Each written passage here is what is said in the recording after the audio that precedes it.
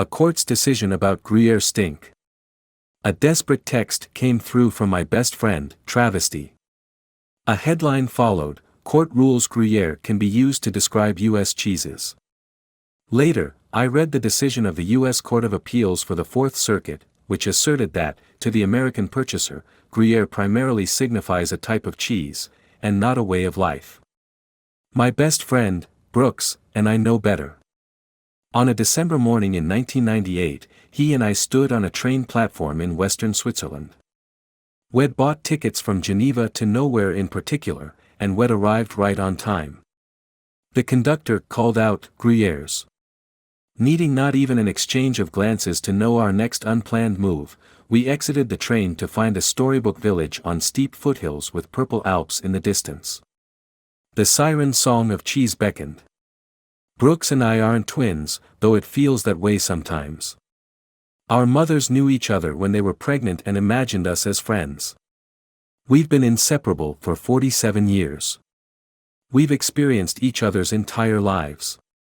Gruyère's was the next stop on the journey. At the Maison du Gruyère, the cheese factory, we paid for a standard tour to learn that Gruyère milk comes exclusively from cows that graze on alpine grass. We smelled sweet and sour aromas in the copper kettle room where milk was curdling. According to the Interprofession du Gruyère, farmers have used the same process since 1115 to make cheese. Gruyère even achieved a special European regional designation, like Champagne, that prohibited the use of Gruyère to describe anything made outside the region. In the aging cave, where wheels of cheese were racked like gigantic velvet coins, our guide took out a knife, tore into one and handed each of us a piece to savor. From there, we climbed a steep road to the medieval town, where cafes were just opening. We sat at a table and, again without speaking, as if by magic, a waiter produced a plate of cheese and some white wine. "This looks perfect for you," he said. We ordered raclette, a rustic dish of cheese melted on whatever's handy, and listened to our arteries harden. But we were young. So we roused ourselves to climb to Gruyère's castle. Perched high above the valley and dating to the early 13th century, the fortress contains 3 capes from the Golden Fleece, one of the most prestigious orders of chivalry in the world. It also contains many, many steps. At the top, in a small room, there's a piano that was made for Franz Liszt. Whoever carried it up there must have gone easy on the cheese. The moment we sat on a bench by the piano, the cheese coma found us. A guard woke us hours later.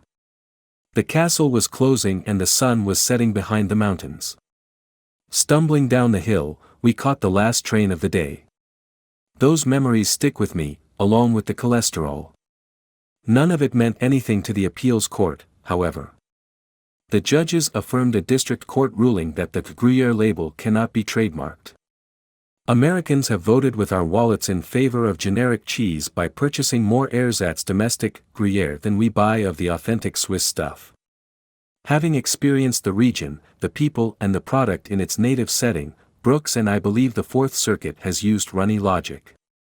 This is a loss of something important, perhaps not as bad as Velveeta claiming to be cheese, more like a cover band claiming to be the Rolling Stones. Perhaps I feel so strongly because I lead a business that has been in my family for more than 125 years. A brand to me is more than a word or logo on shrink wrap, it is the passion, sweat and culture of people who give their best to burnish it from generation to generation.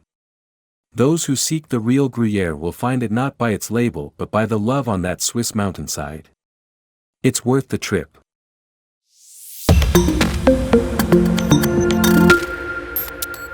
A court's decision about Gruyère stink. A desperate text came through from my best friend, Travesty. A headline followed, Court rules Gruyère can be used to describe U.S. cheeses. Later, I read the decision of the U.S. Court of Appeals for the Fourth Circuit, which asserted that, to the American purchaser, Gruyère primarily signifies a type of cheese, and not a way of life. My best friend, Brooks, and I